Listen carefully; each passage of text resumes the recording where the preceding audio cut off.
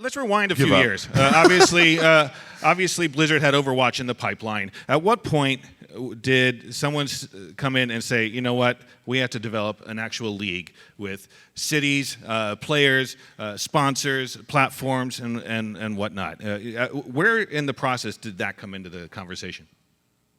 Yeah, so I started working at Blizzard in October of 2014. Actually, Halloween was my first day, and when I started working at Blizzard, I was on the marketing team. And on my very first day at work, I got to see what was the BlizzCon announcement trailer for Overwatch, and it was like, "Hey, check this thing out! We're announcing next week." And it was like, "Oh my God, what is this?" And got to start playing it, and even very early on in the game's development, there were internal tournaments happening, and just knew that the game was designed to be an awesome competitive experience. I wouldn't say it was a game where it was designed to be an esport. It was designed to be a super fun competitive game. And we knew that people were going to want to play it competitively. And sort of, fast forward 6 or 7 months, and sort of the inception point for Overwatch League was I was in Germany for Gamescom, and randomly had breakfast one morning with Jeff Kaplan, who was also there, the game director for Overwatch. And we just sat down and started talking about esports. And we were both huge fans of traditional sports. Jeff is like a massive hockey fan, which is strange because he's not Canadian, but loves hockey, and every analogy he will ever give you about sports is related to hockey. I played baseball growing up. I played a year of baseball in college and retired because I wasn't very good, and followed tons of traditional sports. And we sort of jived on, hey, like, why doesn't esports take more cues from traditional sports? Are there some things that we could apply from traditional sports to Overwatch because it's such a team-based game, and see where that takes us? So that sort of started the ideation for the Overwatch League, and we came up with this pitch internally that would, at the time we were calling it like the Overwatch Premier League or something like that, and sort of kicked it around a bunch internally, but had the basic idea of let's do city-based teams, let's do permanent franchises. The idea was if we're going to build a sport from scratch, let's get some permanence to those teams. I've been an esports fan for a long time, but being an esports fan, I think has always been, you have to like work at it, or at least you had to, I think. And it was always a thing, and I think one of the charms of it actually in the early years was it felt like this thing that not a lot of people knew about, and if you knew about it, it was like you're in the club, right? You're an esport fan. And so we wanted to create some permanence. We thought city-based teams would be a great way to give more casual players, casual fans a reason to care, and also potentially unlock a new model. And from there, we sort of moved into a process where we spent many, many months looking across all of the structures from traditional sports. We looked at the obvious ones, but we really did like a total audit of professional sports league structures and how they're organized, and put together what we thought was a pretty good plan. Felt good enough about it to announce it at BlizzCon of 2016, and then kick off our team sales process. But it was really like a strategy project in a lot of ways, right? In sort of its first year, where we were bringing the idea to life, and then once we announced it, sort of had to flip the switch, and that turned into what will probably be the craziest year of my life. I definitely want to get into flipping the switch. Before we do, can you talk a bit about Blizzard's philosophy when it comes to esports, and how Overwatch League not only is an extension of that, but evolved it? Yeah, I think Blizzard is first and foremost about making great games. I think esports, we look at every single game individually and think about what fits best for that game and that game's community. We don't think there's a one-size-fits-all approach for esports, and if you look across our portfolio, we do things very differently on all the different games.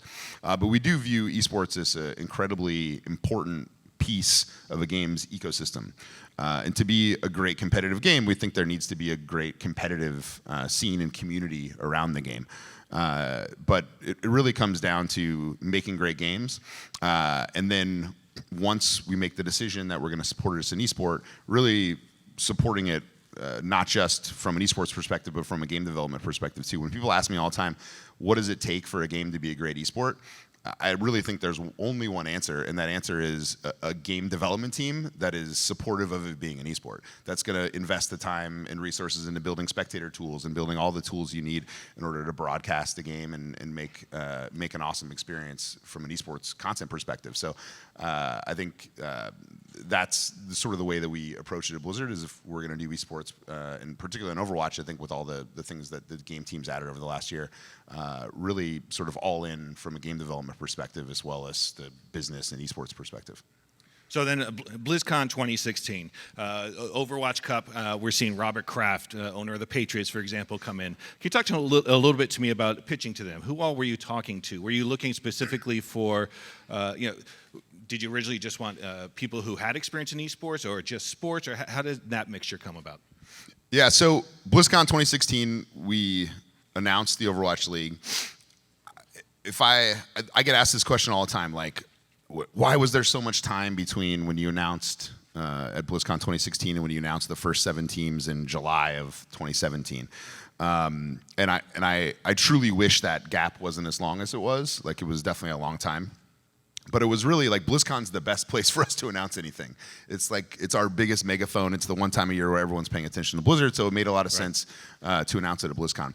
And what we did at BlizzCon 2016 is we actually invited essentially every North American and European professional sports owner to come out and check out BlizzCon. And I think BlizzCon is an amazing event. I know it's hard to get tickets. I think last year tickets sold out in 12 seconds or something crazy like that. But if you ever get a chance to go to BlizzCon, you should definitely go. BlizzCon's an amazing event, and it's an amazing esport event in that there's like 5 esport events happening simultaneously. So we really wanted people to come out and experience, because I think truly for people to get esports, you need to go to an event live.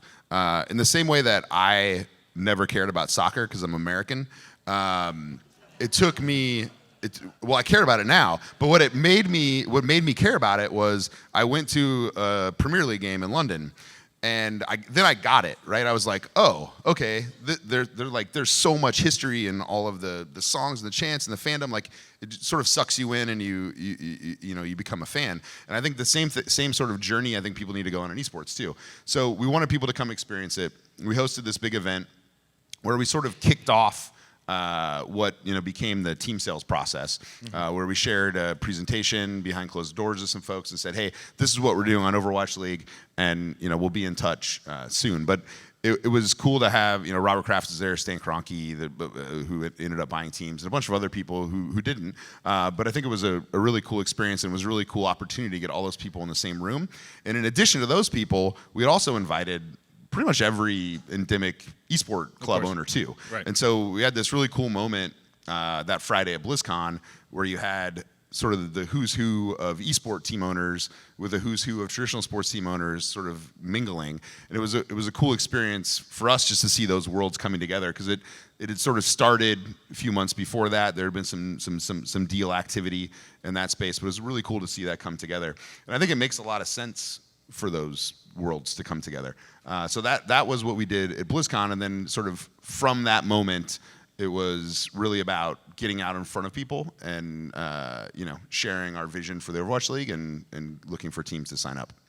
Now, there have been reports that there are some people who didn't make the cut when it came to the first 12, so to speak. Can you talk a little bit about what was important to you when it came to making those decisions?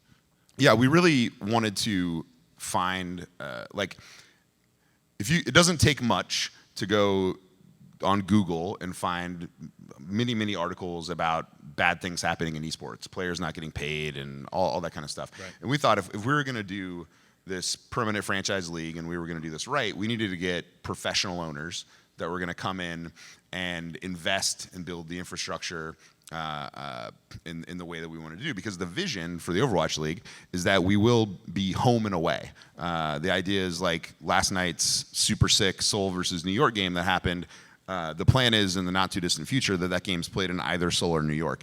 And the reason for that is back to my earlier point about BlizzCon.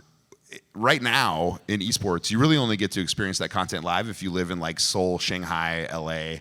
Like, there's very small cities where that stuff happens, but we think we need to really broaden the opportunity for fans to engage with the content live. So we needed to have owners that were going to be able to host live events, that were going to either have that capability or have a great plan to build that capability. So it was really about finding professional owners with a proven capability in building a fan base. I think if you look across all our owners, the ones from technology, the ones from traditional sports, the ones from eSports, that all have done an amazing job in their careers and other businesses at building a passionate fan base. And then we wanted people that had great operational capability, whether that be in eSports, traditional sports, technology, and a great plan for how they want to build their franchise and eventually build, a thriving business around a home arena. Well, based off some of the success, I'm sure some of the skepticism that you probably first initially encountered has quickly gone away. What was the resistance that you get? What were they concerned about? Well, I think anytime you do something that's very different than how things have traditionally been done in the past, there's always going to be resistance. And I think, to be fair, if I go sit on the other side of it, I would have been skeptical too. Like it's going and selling esport franchises. No one had ever done that before. And the city-based thing had been dabbled with before, but never in the way that we were aiming towards doing it. And really, our desire for home and away. We looked at the esports ecosystem, and what we saw is most of the esports clubs. In fact, nearly all of the esports clubs make zero money. In fact, they lose a lot of money. Mm-hmm. And if you look at traditional sports teams, they make money. The only reason they make money is because they have a home venue and they sell tickets and merchandise and concessions and parking and all of the things because they host home games.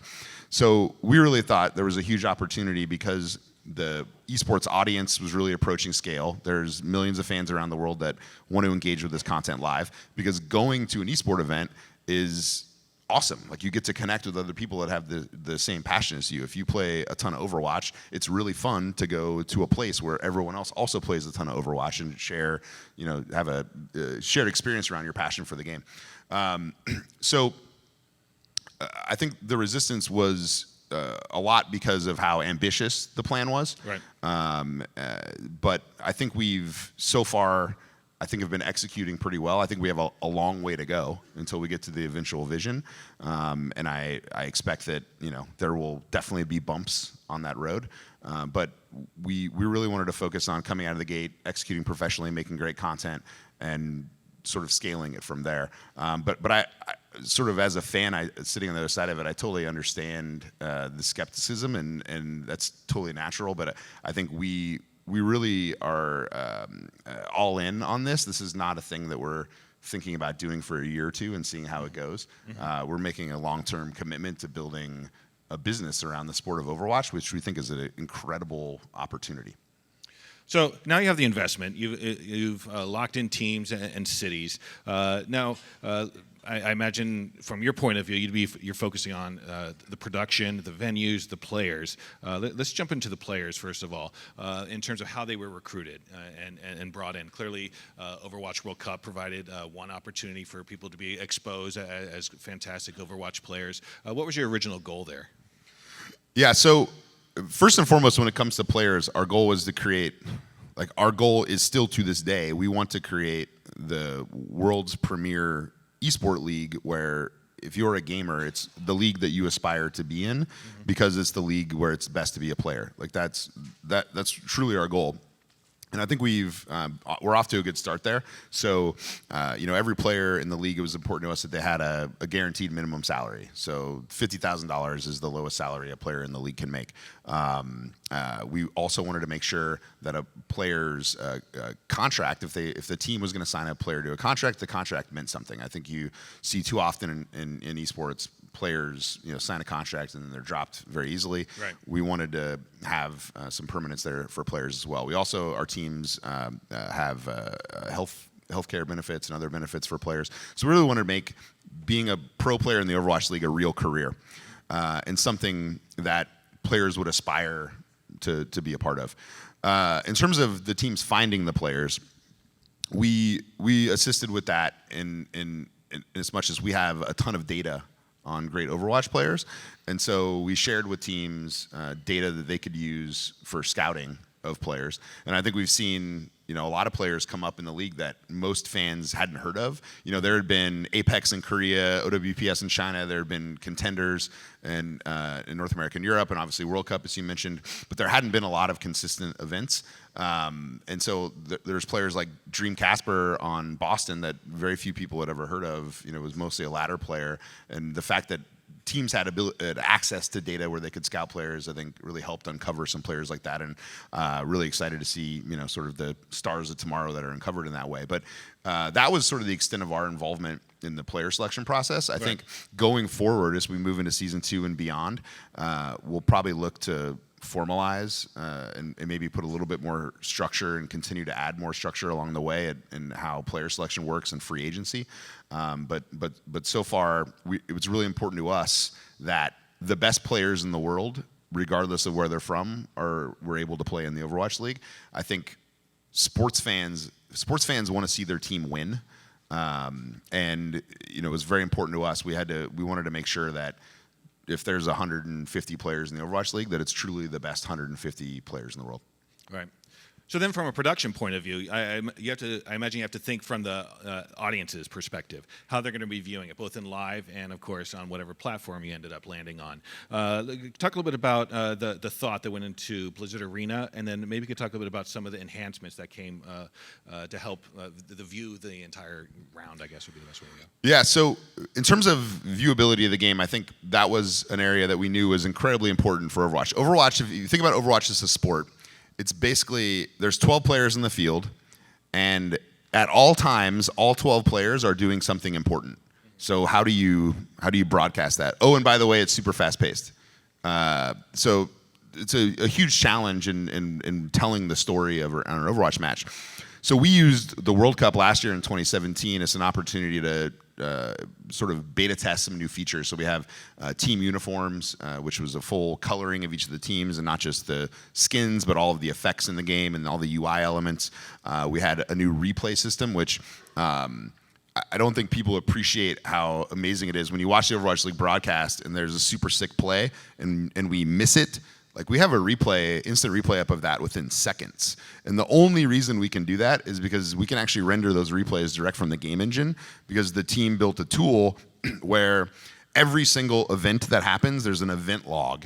And we have a guy whose name is also Nate, who's awesome, who sits back in the replay room, and if there's a play, the production team says, give me that, Genji 3K, and he can open the event log, he clicks it, the game engine renders it, he can change the angle, speed it up, slow it down, spit it out, and we can have it on the broadcast. And that entire process takes as little as 12 to 15 seconds. Right. So that's a tool that was built in the game. There's also a bunch of different camera angles that I've added in the game. And so all of those we piloted at BlizzCon last year in 2017 and then refined as we moved towards launch of the Overwatch League. So that was super critical. The other thing that we wanted to do was Blizzard Arena, as you mentioned. So it was incredibly important to us that until we go to home and away, that we had a really amazing venue to put on these matches, and a venue that would be great for producing the broadcast. And where better to do that than a television studio? And it was pretty cool that Burbank Studios Studio One was available. Apparently, my office in the building is Jay Leno's old office, which is sort of weird. Right. It has a shower in it, which is very strange. I haven't used it ever.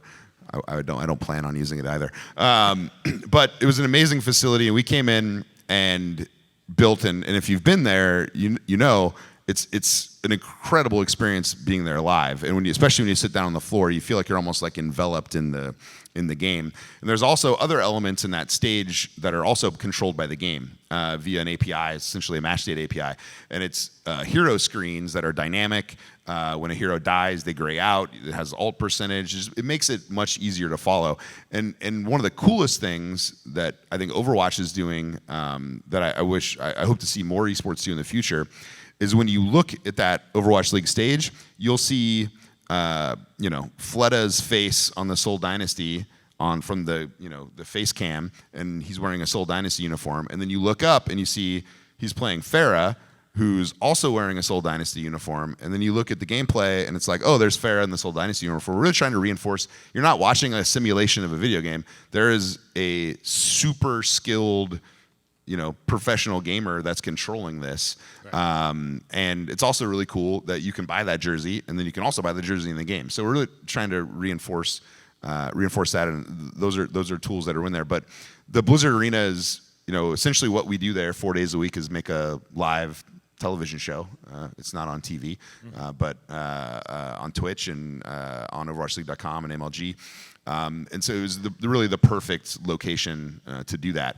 And the reason we're not in the home venues yet is what you'll notice when you go to an esport event is it's incredibly complex. Operationally, there's a lot that goes into running an esport event. It's actually pretty amazing if you think about running an NBA basketball game. There's actually not a lot of technology you need to do that. In a lot of arenas, there's still like a guy sitting there with a laptop, like changing the score on the scoreboard, right? But running an esport event, there's quite a lot that goes into it from an IT perspective. And so we wanted to make sure that our franchises had time to build the capability to produce events in the home market at the level of quality that we expect. And so that's why we're in Blizzard Arena right now. Yeah, that makes sense. Oh, great. Terrific. Let's try the video. Halftime. Yeah, so talent, esports talent it's actually, I think, pretty amazing how good the talent is, considering most of the talent is self-taught and just sort of has grown organically out of the community. Right. A lot of our guys have, years and years of experience and have sort of done a great job in just learning and getting better over time. But we wanted to make sure, so first and foremost, we needed to have great casters who can explain the action. I think when anyone's new to Overwatch, I always say, make sure to listen to the casters. You're going to learn a lot. I also think esports doesn't really get the benefit of the doubt. It's weird to me. Like if I took you to a NHL hockey game and you'd never seen hockey before in your life, I'm going to spend at least 30 minutes explaining to you what's going on. Right. And I don't understand why esports doesn't get the benefit of the doubt. Like, people act like it's hard to explain and understand. Like, it's actually relatively simple, and if you pay attention and you watch for 20 or 30 minutes, you'll probably get it. But we wanted casters who could really explain the action, and also really exciting. We were really lucky to get Monty and Doa, one of the best caster duos out there. We had other, we knew Mitch was awesome, Matt was awesome, Similar was awesome, and Hex was awesome, and we kind of pulled those guys together. And as we add more talent, we'll definitely be looking to add more casters. From there, one of the, I think, hardest jobs in esports talent, the fans don't give these guys enough credit, desk host. It's actually really hard. Oh, yeah. That is a skill, and there's very few people who are actually really good at it. And the fact that we could get Chris Puckett and Golden Boy to play that role for us was awesome. From there, analyst is something that's hard in a new game. We don't have a lot of retired pro players that we can lean on because we just started. But Brandon, Sideshow, and Reinforce and Crumbs, I think, are doing really great. And then Zoe plays an incredibly cool role, sort of our analyst slash insider. And then Malik is our stage host. And one of the things I'll say in terms of talent, and just really like everything around the Overwatch League, Overwatch is a game. I think one of the reasons it's so appealing to people is it's a game that really stands for diversity and inclusion. It takes a very bright, hopeful view of the future. It's not like a lot of Earth-based future games where it's like this dystopian future and we're all dying or there's nuclear holocaust and stuff like that. It's like shiny and bright and pretty. And the cast of heroes in Overwatch is incredibly diverse. So it's important for us in everything that we're doing around Overwatch League to carry that on as much as we can. I think there's more that we can do, and I think having Malik, having Golden Boy, having Zoe is a great start, but more we can do on that, and we're really viewing contenders as a great opportunity for us to try new talent. I'm just going to bring that up. Yeah, and give more talent and opportunity. I think one of the reasons you don't see a ton of diverse talent in esports right now is there hasn't been a ton of opportunity for people. Like the way, how do you get better? You get better by doing it, by getting reps, right? So we view contenders, which is our sort of regional minor league system where we're in 7 different regions, as an opportunity to give a bunch of new talent an opportunity to get reps and hopefully bubble to the top. I know there's a lot of talent out there, but who are some people you see as shining stars that are rising pretty quickly? That's a good question. I really like in the fighting. I'm just thinking about the esports that I watch. In the fighting game community, I really like D1 a lot. I think that guy's super good. I watched a lot of the Counter-Strike Major. I think all those casters are really, really excellent. We were very lucky to have Similar come join us, who is a longtime CSGO caster. He brings a really fun style to Overwatch. Whereas Monty and Doa have cast it more like a MOBA, because that's their background. Similar cast it more like a shooter. He says things like frag. It's just like a very different style, and it's kind of fun and makes it feel different. I think there's some awesome talent out there. Rachel Kiriko is someone who we've worked with in the past that does tons of esports stuff. She's really amazing. And I think we have a lot of folks that are coming up through our contenders group and competition that I think have a lot of promise, like Stephanie Tan out of Southeast Asia, who I think has a bright future ahead of her. So then that brings us to opening day. And suddenly I'm seeing on Twitter, oh my God, we're hitting 300,000, up to 400,000 people who are watching opening week. What have you learned? What did you learn from stage one about audiences, about when people are watching the most? So what are they looking for? Yeah, I think there's, like, as esports fans and gamers, like, we're all super competitive. And I think there's this this sort of mentality out there a little bit that esports is like a zero-sum game in some way, that there's like a finite number of esports fans and we all have to fight over them. I think that's totally not true. And I think it's being proved week in, week out when you go to Twitch and you look at on a Saturday and there's a Dota event with 100,000 people watching it, and Overwatch League has 150,000 people watching it, and NALCS has 150,000 people watching it, and there's Counter-Strike and 200,000 people are watching it, and it's all happening at the same time. Tells me there's tons of audience out there for esports, and people like different things. People also like to see what's new, and I think people also really like to watch stuff that has a high production value. I know I was watching Christina's conversation earlier. I think E-League's production value is amazing. I watch everything they do because production value is awesome, and I think fans like to watch great competition with a good production value. So I think opening day and through stage one has really proven that there's a big audience out there for esports. It's not a competition. I certainly don't think of this as like, I got to steal viewers from other games. We're really focused on making awesome content right now for Overwatch fans. And, I think we'll start to continue to broaden that audience and bring in new fans and maybe people who have never played, maybe people who, don't play anymore and used to play.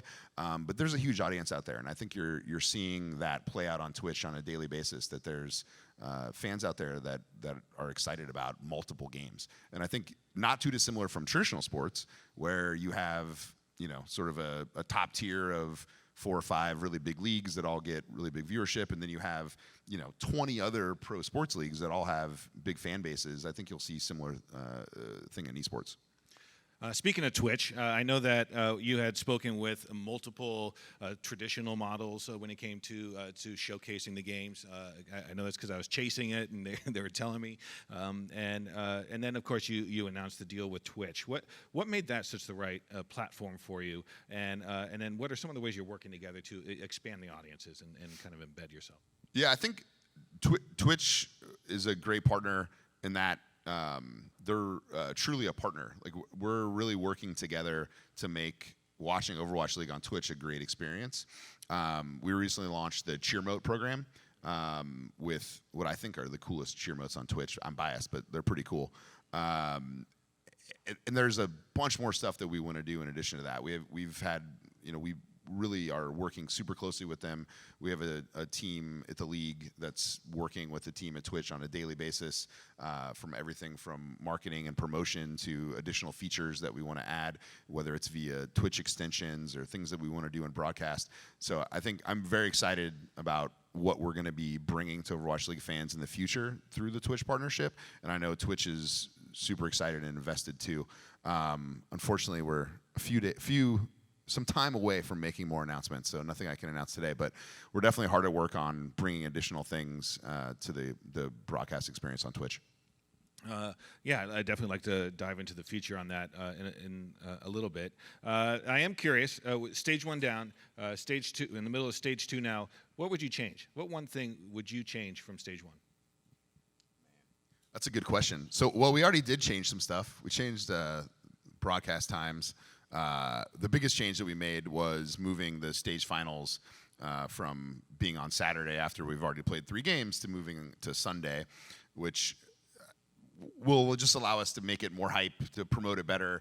Also, team won't have to play 3 games in one day, which London did. Look, they won though, so yeah, it wasn't because they were tired. So that was a thing we would change. I think in general, I feel pretty good about where the show is. I think we launched with what is a really high quality and really well-focused esports show. The one area, I wouldn't say it's a thing I want to change, but it's an area that I want to continue to improve on and do more of, is storytelling. I think we've done some of that in the first, through the first 6-7 weeks, but there's way more that we can do on that. I think, to me, the coolest part of my job is getting to know the players, and the players have incredible stories. Like, it's no different than if you go talk to any professional athlete. You'll hear guys that went through tons of adversity to get where they are. People who have just been great at everything their whole lives, and now they're a great gamer. Like, it's this huge variety of stories, and we really want to dig in there and tell more stories about the teams and the players, and give the fans more insight into what makes the players tick, what makes the teams tick. And that's an area that I think we can continue to improve on at the Overwatch League, and really as an industry as a whole. It's an area that I think, I joke sometimes, like, I don't think my job is ever to get my dad to watch the Overwatch League, but my dad might totally watch a documentary series about a player or a group of players and on their journey to making to the Overwatch League. Like, that kind of content, I think, can be super compelling for a lot of people. So that's an area of focus that I'd like to spend more time and attention and investment on as we grow the league over time. So that's something you change. What one thing surprised you the most? I think the thing that surprised me the most, I knew that the city-based team thing would work eventually. I'm surprised at how fast it's worked, or is seeming to work. Like, how many, there was this great, amazing thread on Reddit. It was like the top post on our Overwatch right after launch, and it was like, this guy was telling a story about how he was, there was that new Orisa puppy emote, and he was wearing his Boston Uprising uniform, and he was sitting there playing with his puppy, and then somebody walked up, another Orisa walked up with an NYXL jersey and killed his puppy and walked away. And he was like, "Of course, New York, like, I hate you."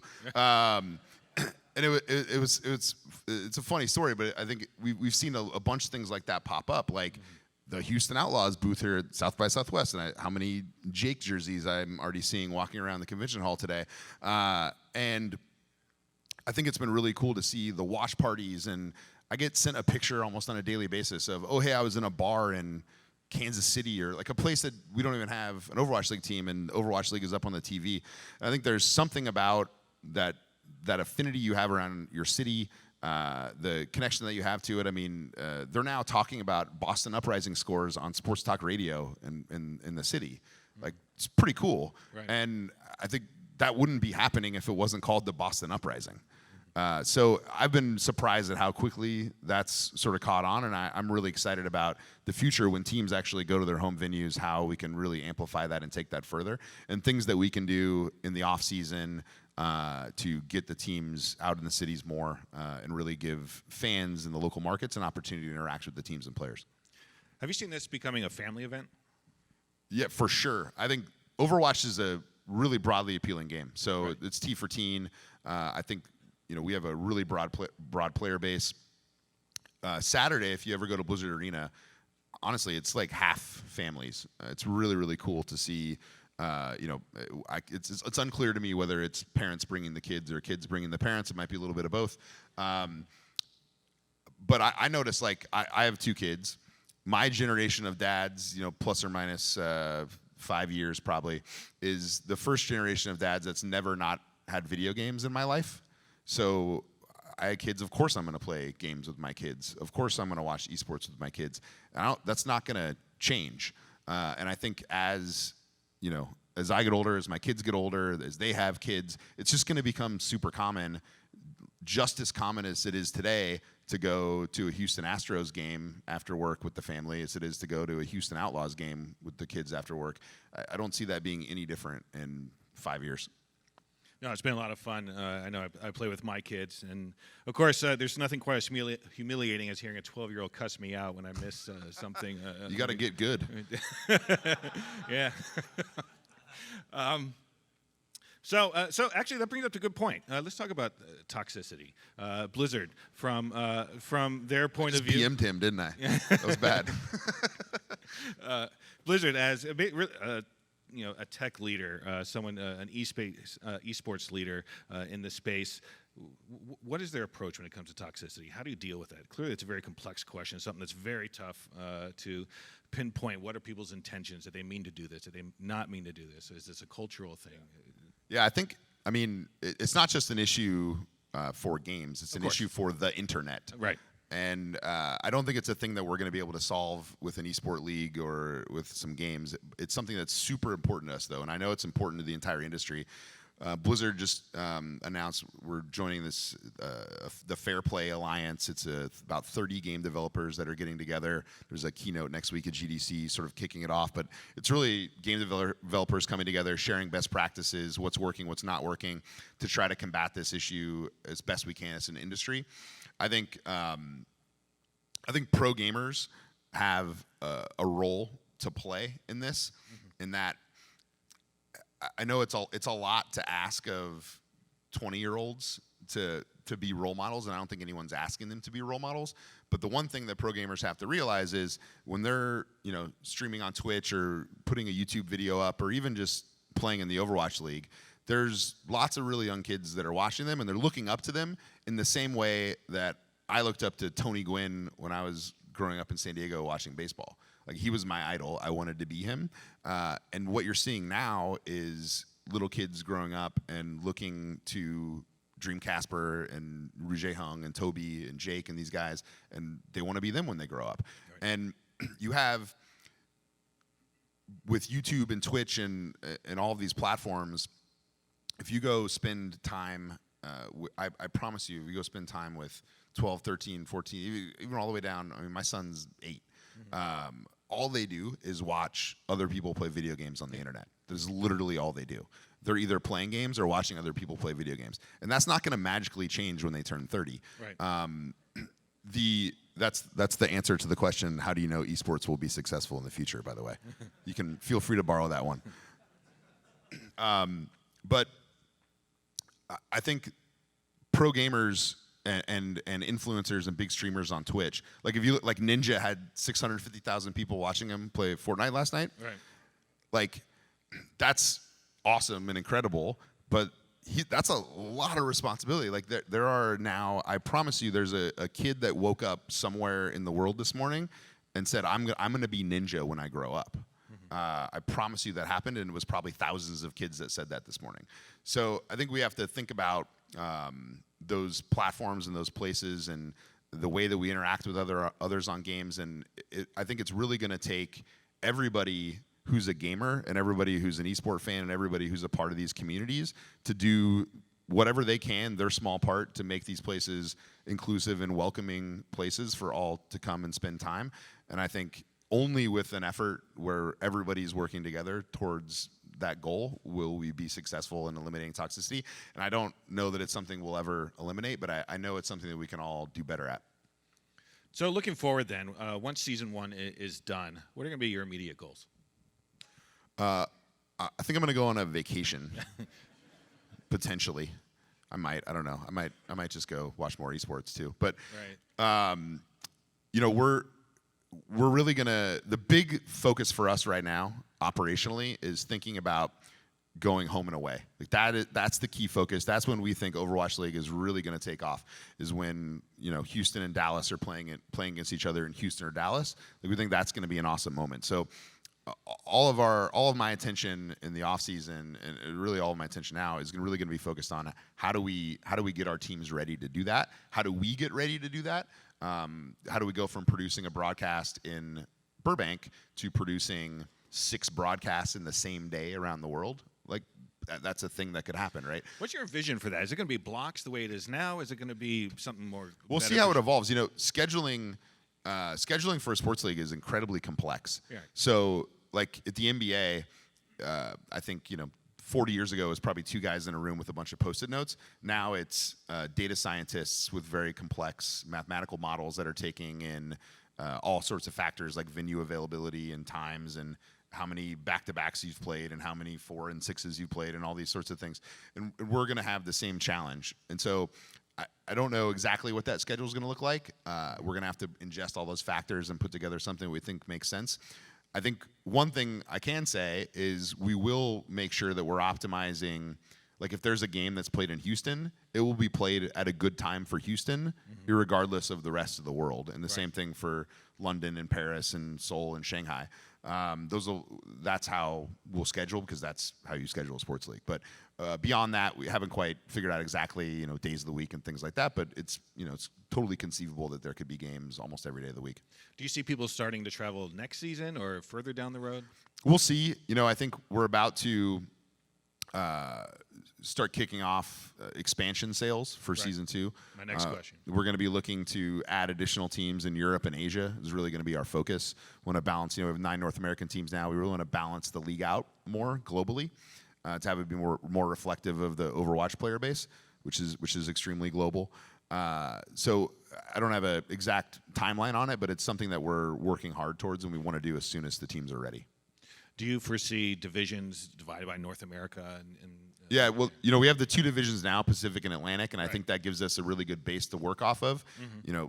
There's a world where you get to 14 teams in the Pacific division, and maybe that's then divided into, Asia Pacific and Western Pacific. We'll figure it out, but the idea is that we'll keep the division system, and then if we need to have conferences within divisions, that's something we could consider. Have you already started talking with people who are interested in investing?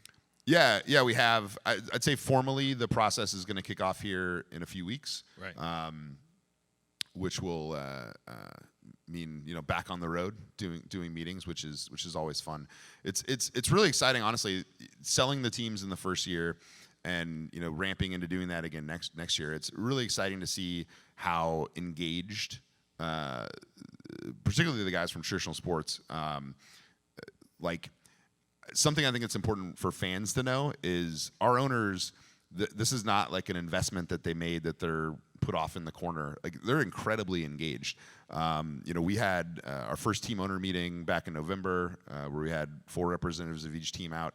We have another team owner meeting next week. We're having a regular conversation. We're talking with our teams literally every day. They're incredibly engaged in what they can do to build their brands in their local market. You're already seeing a lot of that. I think Houston's activation here today is a great example of things that teams are starting to do. So we're really excited to see that take off, and really excited to have conversations with partners about adding more teams in Europe and Asia for next season. Is there a magic number in terms of what you're looking for?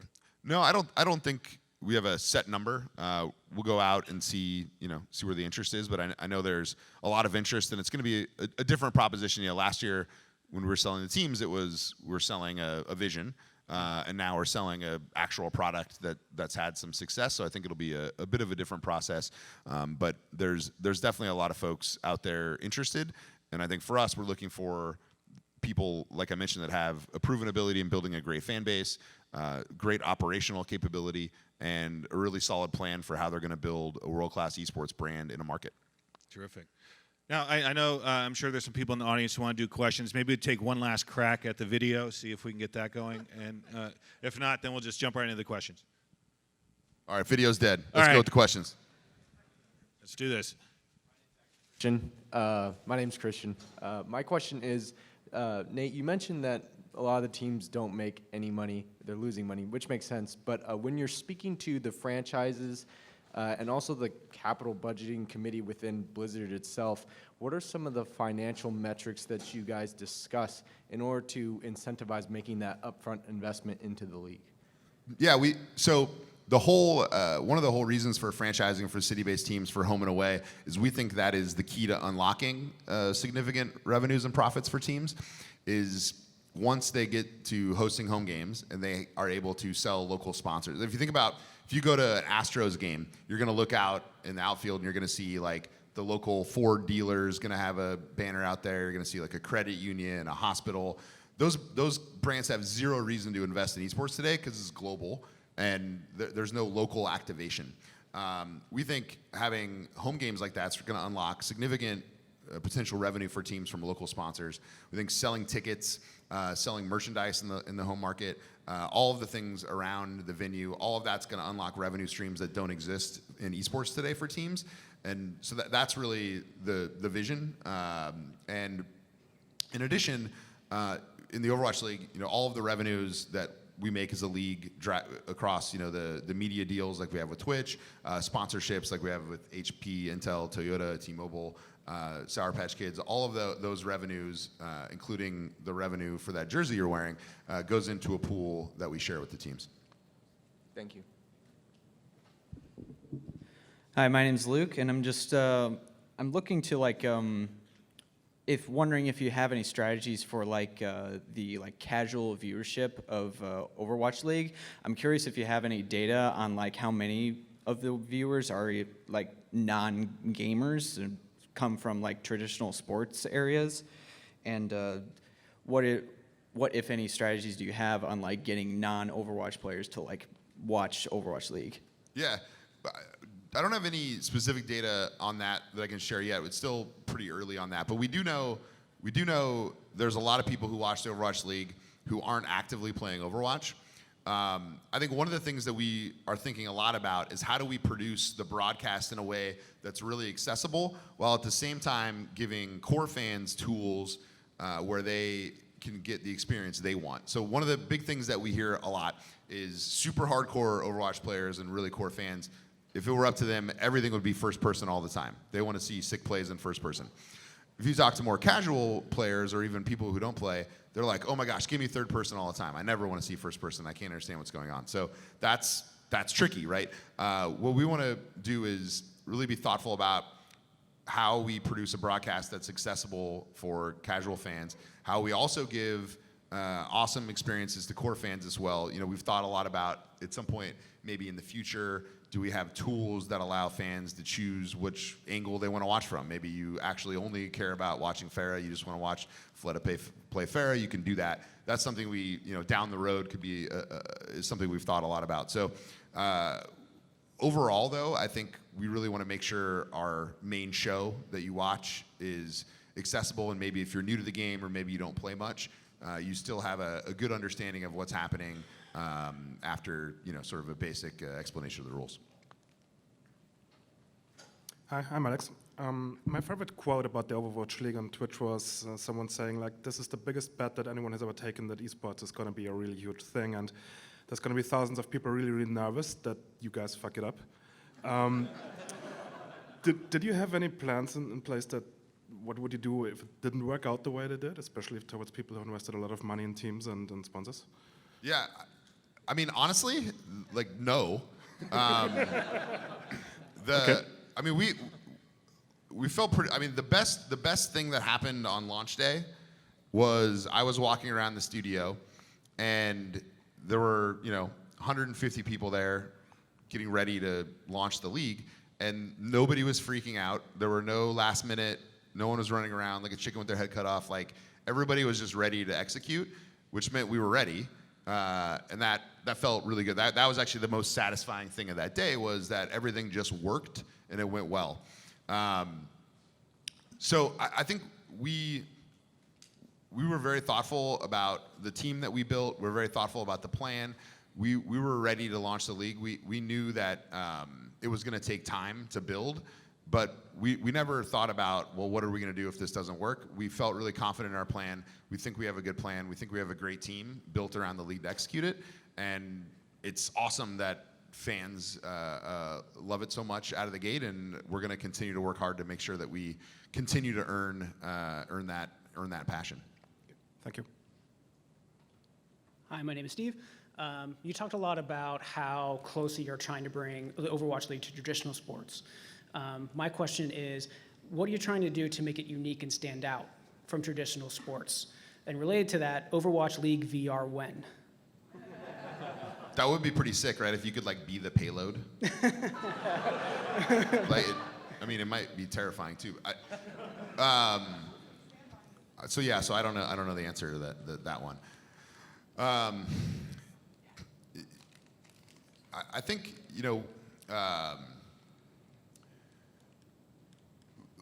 there's like the game itself is unique. I think like when we think about what do we do to make it unique, I don't think we really need to have any gimmicks. I think it's an incredible game that's like so much. It's so much about team play. It's so much about synergy within a team. Like there's so much nuance into high-level Overwatch. It's truly, I think it's one of those games. There's very few games like this. I think Counter-Strike is a great example of a game like this.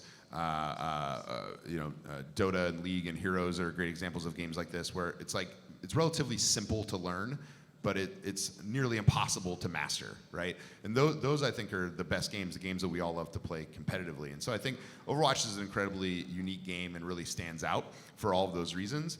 And I think we can take through, as I mentioned earlier, like storytelling and things that we're doing around the match itself to really differentiate from other content, because I think our stories are unique, our players are unique, their journeys are unique, and our teams are unique as well. I mean, it's the first esports franchises in the world. That's a cool story, and it's a cool story to tell the journey of how these teams are coming together and how these players' careers are going to evolve. So we're not really thinking too much about how do we make things unique. We're really trying to own what the game is and trying to be true to our audience. The Overwatch fan base is incredibly passionate. It's amazing. Every conference I go to, like, it seems like half of the cosplay in the world is Overwatch cosplay at this point, which is really cool.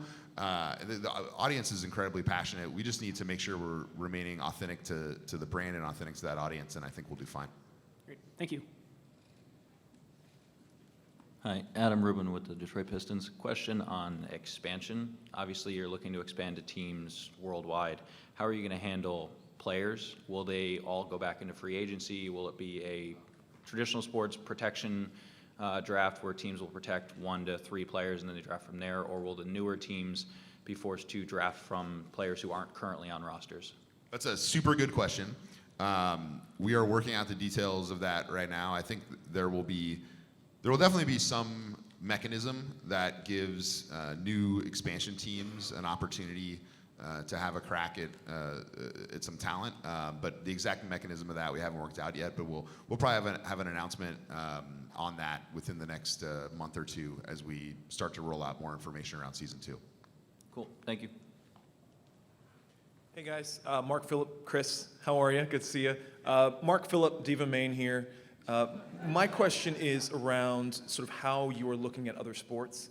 So to me, Overwatch feels a lot like F1, or at least the league feels a lot like F1. You have really disparate places, you have time zones that are really funky, and I'm biased, but what I would love to see is almost like a red zone channel for Overwatch. So you have the league where, okay, you know where that's gonna be, but I look at these hundreds and hundreds of streams, and I don't know which one's actually worth watching, because I just want to watch someone who's doing something awesome with Diva that I haven't seen before in an exciting match versus just sort of trolls running around. So I'm curious, stuff like Red Zone Channel, stuff like other things, if you could wave a magic wand, what would you steal from one of the more established leagues and plant on Overwatch? Yeah, so when we get to a point where we have 28 teams around the world playing Overwatch League games at all hours, and maybe I think it would likely evolve into a place where we have certain days of the week where there's critical massive matches. We also think a red zone style channel could be super cool. I personally, I can't remember last time I watched an NFL game like not on red zone channel. Yeah. Maybe because it's super boring and that's way more exciting. So that type of stuff we're definitely thinking about. I think in the way that we borrowed a lot of structural things in the league from traditional sports, we're also looking at sports media a lot to borrow things. Steve Bornstein, who was the CEO of ESPN for 25 years, is the chairman of MLG, and having him as a soundboard for ideas that we have is an incredible asset. He's super engaged and involved, and so yeah, we have tons of ideas like that, and especially as the league grows and expands and evolves, and we have more teams around the world, it's totally something we'd consider. Thanks. How's it going? Thanks for making the time to come out here. My name is Eddie. I'm an enrichment programs director at Acton Esteem Academy, which is a Acton affiliate. We focus on arts and technology. So we launched an esports club, an actual esports league for the Acton schools. And a lot of our students are really engaged with video games, especially with their parents, seeing them through the tech side and I teach them how to set up the Twitch broadcast and all that. But the question I have is, when you expand and you grow, of course, you're going to find an abundance of players. However, are you going to be able to find an abundance of casters and announcers? Because there's some of my students that look up to the announcers more than they do the players, and there's a path to pro on the website, which they're all studying right now. But there's not a path to how to become a good announcer, and some of them have killer skills. So is there a path for them, or are you just going to go the traditional route with hiring, sports broadcasters from other networks? Yeah, honestly, that's an awesome question. So something that I want to do next summer, and maybe if I say it publicly, then we'll definitely do it, because we have to do it if I say it publicly. I want to figure out how do we create some semblance of that for people who just want to work in esports. I think collegiate programs, like we have the TCS, TESPA Collegiate Series that we do, is one great thing we can do. I think we also, the thing that I'd like to do starting next summer is more formal internship program around Overwatch League, where maybe we bring in a dozen or so college students and let them experience all of the things across league operations and broadcast and events. I think that's really the best way, is to bring people in and give them exposure to a lot of different things. I think I meet a lot of people who want to work in esports, but they don't know how to work in esports. They don't know what jobs are available in esports. My answer typically, which is kind of a crappy answer, is if you know what you want to do, you should just start doing it. Like if you want to be a writer, you just start writing. If you want to work on broadcast, go volunteer at a DreamHack event. Like you should just go try to do stuff. But I think there's totally more things that we could do as a league to open up opportunities for people that want to work in esports and not just be a player. So it's a great question. It's something we haven't done enough of, and it's something I definitely want to do more of. And I think through colleges, it could definitely be the way. So shoot me an email. Maybe we'll work with you guys. Cool, yeah, Try I'll to talk with you figure after. something out. Thanks. Hi, my name's Tarek. Thanks for coming to speak to us. I had a question kind of following up with that. So, for example, Jet Jamerson, he worked at like a Starbucks across the street from Blizzard, right? And, he's playing like low GM games in the ladder and ends up getting to the point now where he's casting contenders games. You have Harsha, who worked on Over.gg. Now he's the coach of the Shock. You have like Captain Planet bringing in with the statistical analysis. So just following up with that, the way they got to be where they are is pretty untraditional. I just wanted to touch more on the question you just answered. What are your thoughts regarding the structure moving forward? Do you see them being involved? Because I think they're, to me personally, the foundation of what is to grow what you just answered. And then I have a two-part question. Yeah. I mean, like Captain Planet's a great example. Like he sits in the broadcast room during every Overwatch League game now. And the reason he got that job is because he was making really cool content around Overwatch, and we all thought his content was cool. So we called him and said, "Do you want to work with us?" So again, like, just start doing stuff is generally the best way to get involved in esports right now. And it can be really anything. I mean, there's tons of jobs. I think one of the things that I think we will start to do more of is we have this idea, again, maybe if I say it publicly, we'll actually do it, of like, if you go to the Blizzard Arena, maybe we draw raffle tickets, and every night at the arena, like 5 random fans get to go get a backstage tour. Because I think there's a lot of people that don't necessarily know all that goes into esports. We have over 100 people at the arena on a game day doing a whole host of different things. So I think these are great questions, and there's definitely more that we can do to open up people to those opportunities. One more quick question. You said that the Premier League game opened you up to soccer, right? So for an example, London's a great team, They started with GC Busan and Gangdu Panthera, two completely Korean rosters on the only European team in the Overwatch League. Moving forward, do you see anything, for example, in the English Premier League, you have to have 25 players on a roster, but you can only have a maximum of 17 foreign players. Do you see something like that with a percentage has to be localized being? I don't know. We'll see how it evolves over time. We want to have the best players in the league right now is the goal. Yeah, I think people usually ask like, oh, is it a problem that New York has all Koreans? I usually answer, well, how many guys from New York are on the Yankees? Do you know the answer to that question? And then people go, oh yeah, I get it. So I think like people who are fans of sports teams want to see their sports teams win. I think we'll continue to keep our eyes on it and evaluate it over time. And if we need to do a rule at some point in the future, we'll consider it. But right now, we don't think it's necessary. Okay. So I'm getting yelled at for time. So I think we got to wrap it up. Are we okay to finish out just whoever's in line, or are we done? Oh, we're done. Okay. Okay, we're done. Oh, two more questions. Awesome. Okay. Hi, I'm Jason. I'll be real quick. You mentioned providing some of the data that you had about players to the teams to help them scout and figure out who are the best people to have on the roster. What do you think about analytics, in esports in general, and in particular to the Overwatch League in terms of, enhancing broadcast, enhancing coaching, and maybe even things that can be relayed to the fan base to help them raise their own games if they're Overwatch players? Yeah, it's totally something we're thinking about. We have a stats tab on the website that currently does not, it's grayed out. There's nothing there. We hope to be launching that soon. We definitely want to give fans more insight into what makes these players great and then how that relates to your game as well. And we even want to do at some point in the future things like fantasy Overwatch League, which we think could be pretty cool. So we're continuing to work on that stuff. I would say definitely things that we're going to do in the future, just don't know exactly when. It's kind of hard, like we're a new sport, right? So in some ways we still need to figure out what's like home run, batting average, RBIs for Overwatch League. So we're still doing a lot of work, but we have a full team of data scientists that work dedicated on Overwatch League. So it's definitely something that we're putting resources behind. Awesome. All right, last question. Yeah. I'll make it real quick. You mentioned using like aspects or characteristics of traditional sports as a model for the league. And what characteristics or aspects of traditional sports did you want to avoid or not do or try to like stay away from? That's a really, really good question. That's a deep one for the last question of the panel. Sorry. I think I don't know. I don't necessarily think there's anything that traditional sports leagues do poorly. I think they all do things very differently. I think we didn't view one league as the model and just sort of copy what they did. I think we're going to evolve. Like our sport's different, our players are different, our audience is different. I think we're going to evolve it in our own way. I